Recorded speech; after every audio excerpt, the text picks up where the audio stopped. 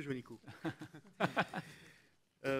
Quand la ministre évoquait tout à l'heure la revalorisation des traitements des personnels de l'enseignement supérieur et de la recherche de 15%, elle évoquait un horizon qui était de 2027. Et je pense que derrière, c'était surtout des primes. Ce que nous souhaitons, nous, de façon globale, c'est un dégel du point d'indice. Et cet amendement-là traite de la question du financement des laboratoires.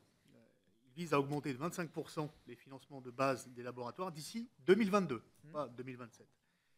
La communauté de la recherche est unanime sur le point d'augmenter le financement récurrent et non pas contractuel, sur appel à projet, c'est très très important, on va en reparler très souvent dans les prochains articles, des unités de recherche afin qu'elles puissent exercer leur mission dans les meilleures conditions.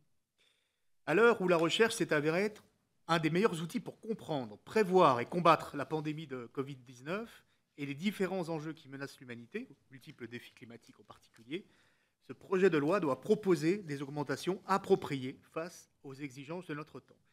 Et donc, l'augmentation de 10% qui est prévue est loin d'être suffisante, alors que les dotations de la plupart des unités de recherche ne leur permettent pas de couvrir les dépenses de fonctionnement.